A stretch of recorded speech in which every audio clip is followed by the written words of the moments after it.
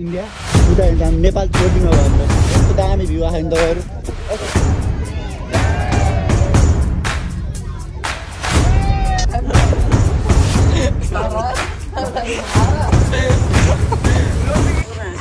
Hello everyone, welcome back to my summit blog. सबैलाई स्वागत छ मेरो आफ्टर न्यू टाइम भ्लगमा आएको छु। फेरि हाम्रो यात्रा चाहिँ बर्दिया टु कहाँ गरे बर्दिया टु टिकापुर तक आइथिङ। तर हाम्रो यात्रा चाहिँ बर्दियादेखि पूर्णागिरीसम्म हो। हामी टिकापुरमा आएर एकदम बिछोड अवस्थामा भएको हाम्रो गाडीले एकदम धोका दिएको। एनर्जी पुगेन गाडीलाई, एनर्जी भौतार आएर यस्तै डुलिरहन् भौतारेर एकदम सिकिस्ते अवस्थामा। नेपालको बटेको कुराहरू खत्म, bye bye tata good bye गया एकदम।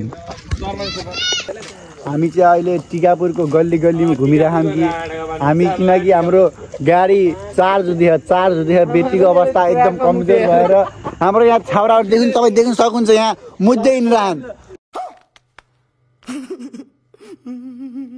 मेन कुकुरी हो, मुद्दै हिँड्ने ट्र्याकमा मुद्ने मान्छे रहेछ सबभन्दा अगाडि। यसलाई सबैलाई टिकापुरको केटाहरू सबले ठोको है ठोको। और अभी तो रुको, क्लाइमैक्स अभी बाकी है। स्कुलको मोनास्ट्री स्कुल निर भएको यो चन्द्रबहादुरले स्कुलमा गएर पिसा फेरेको हो। यसलाई एकदम ठुलोभन्दा ठुलो कारवाही गर्न सक्छ।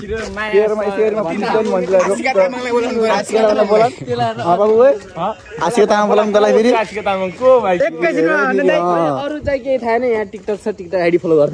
फलो है।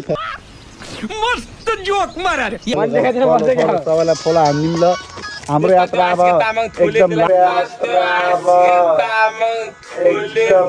Bye bye tata good bye गया आमो छ। अब गाडी चार्ज हुँदैछ। त्यो चाहिँ हामी रातभरि अघि नै टिकटक देखाएको चाहिँ त्यो एडिटरहरु कट गर्नु है। तेरा तो गेम बजाना पड़े। अब हामी रातभरि गाडीमा सुत्दै जाने हो। वहाँ बिहान पुगिन्छ हाम्रो फेरि बिहान न स्टार्ट भएको हुन्छ पुरै गएर चाहिँ अन्धेरामा। अहिले हामी यति भन्दै बिदा लिन्छौँ। A few moments later. महाराज, हेलो महाराज।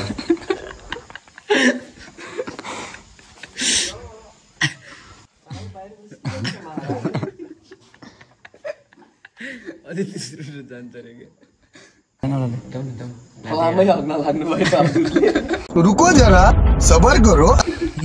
के खानु भयो त्यो? सरिया त खानु भयो थिएन। बडीमा एक मुठी चना, एक मुठी चना त्यत्रो टाइम महाराज तेरा तो गेम बजाना पड़े। महाराज सारा 2 घण्टा अघि सारे वर्ल्ड रेकर्ड हगन वर्ल्ड रेकर्ड लगेका नि भाइले।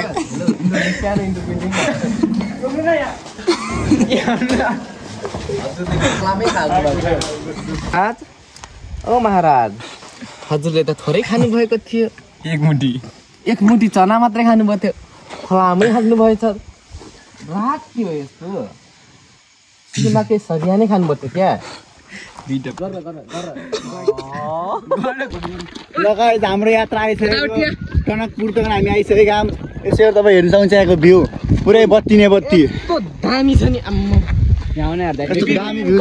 तर के गर्नु, यस्तो खतरा आउने फेरि हामी आएपछि त त्यसै हामी अहिले कति बजी 4 बजिसकेको छ। हामी 4 बजेको यात्रा हो यो। यदि बिहान बिहानै मुख सुध गरेर नास्ता मुखमा एउटा सिता पनि नहालेर हिँडेको मान्छे हामी। यस्तो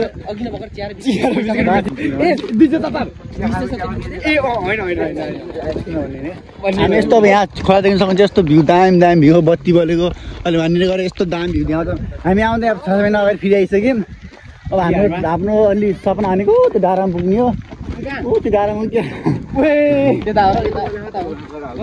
एकदम यात्रा लाने हो। त्यही भएर अब अलि अगाडि गएर फेरि भ्लग अन गरौँ ल। अहिले यस्तै हो ल। लगायत हामी चाहिँ अब टनकपुर आइहालेको तपाईँ देख्नुहुन्छ। अस्ति पनि तपाईँलाई देखिसकेको थिएँ 22 ढोकावाला। हामीले एकदम नजिकबाट हेरिसक्यौँ। हाम्रो महाराज के हालचाल? हाम्रो महाराज एकदम राम्रो हालचाल छ।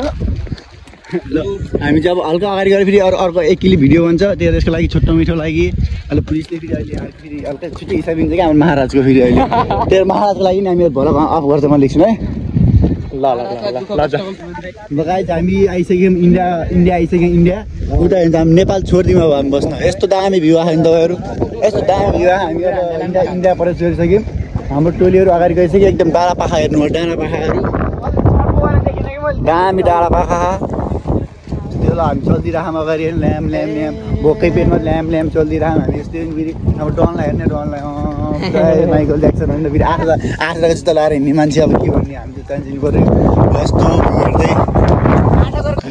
हेर्दै आएछ हामी चाहिँ यस्तो डाँडा पाखामा आइसक्यौँ कहाँ यो डाँडामा आइसक्यौँ सबै खाली खुट्टे फेरि एकदम हाम्रो एकदम ठुल्ठुलो यतातिर फुका उठ्ने हाम्रो आज बेलुका त यतातिर फुका उठ्ने एक हप्तासम्म बल खेल्न सन्यासी त्यो हामी कहाँ थाहा छैन त्यो अब मन्दिर जाने हो भोलि बल खेल्न आउनु केटा हो जाने हो अब मन्दिरको सिडीको 3000 छ भन्छ नि के अरे तातो खाइसक्यो फेरि फ्ल्याट अब बिहान बिहान नहिहाल्यो यस्तो केही तान्थ्यो होइन डाँडो हेर्थ्यो डाँडो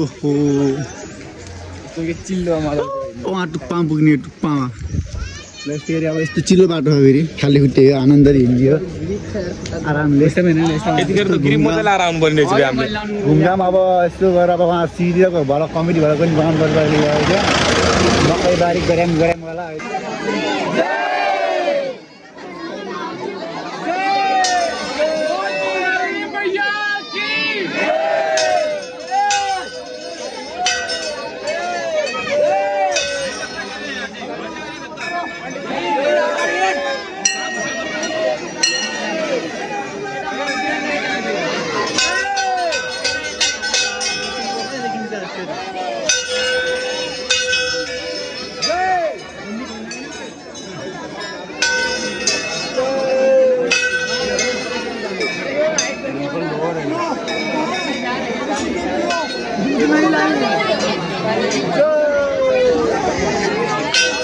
अहिले हामी यति भन्दै बिदा लिन्छौँ।